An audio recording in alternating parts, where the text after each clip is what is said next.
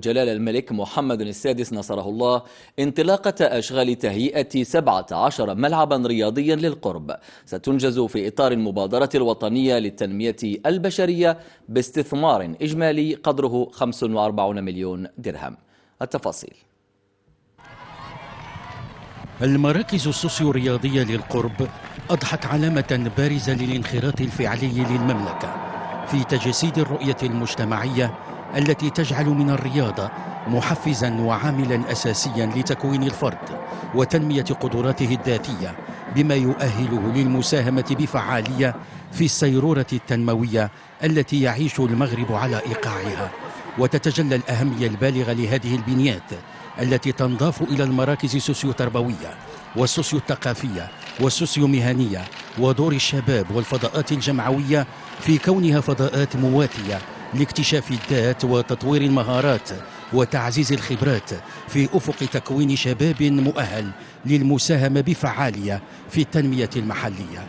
وهكذا وتنفيذا للتعليمات الملكية السامية ووفقا لمقاربة تشاركية وسياسة القرب وتخطيط بعيد المدى، أعطى صاحب الجلالة الملك محمد السادس حفظه الله بعمالة مقاطعات مولاي رشيد بالدار البيضاء انطلاقة أشغال وتهيئة ملاعب رياضية للقرب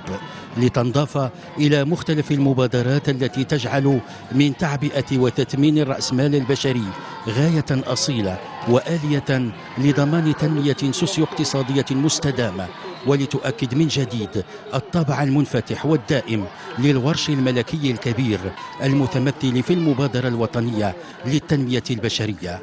ويرم برنامج إعطاء انطلاقة أشغال تهيئة 17 ملعبا رياضيا للقرب بعمالة مقاطعات مولاي رشيد بالدار البيضاء التي ستنجز في إطار المبادرة الوطنية للتنمية البشرية باستثمار إجمالي قدره 45 مليون درهم، تنمية الملكات الرياضية لدى الأطفال والشباب ومحاربة الانحراف وتحقيق الإندماج السوسيو-رياضي للساكنة المستهدفة من خلال ولوج أكبر للتجهيزات والخدمات الأساسية. ويشمل هذا البرنامج الطموح تهيئة 17 ملعبا رياضيا للقرب على مستوى مختلف أحياء عمالة مقاطعات مولاي رشيد، وهي أحياء الزلاقة الذهبية والمسيرة وللا مريم وباكستان والجولان. وبهذه المناسبة أشرف حفظه الله على إعطاء انطلاقة أشغال تهيئة ملعبين رياضيين للقرب سينجزان بشارع الجولان، وسينجز هذا المشروع في أجل 8 أشهر، ويهم تهيئة ساحة عمومية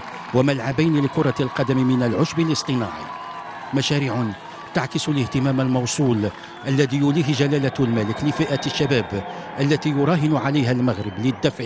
بالعملية التنموية وتعزيز انخراط المواطن فيها، وذلك بدءا بتوفير الأرضية والبنية التحتية الملائمة لتكوينه وصقل مواهبه وإبرازها في مختلف المجالات، بما فيها المجال الرياضي الذي يشكل شقا لا يستهان بأهميته في صياغة الشخصية المتوازنة والفاعلة في محيطها. ملاعب القرب تجسيد آخر لسياسة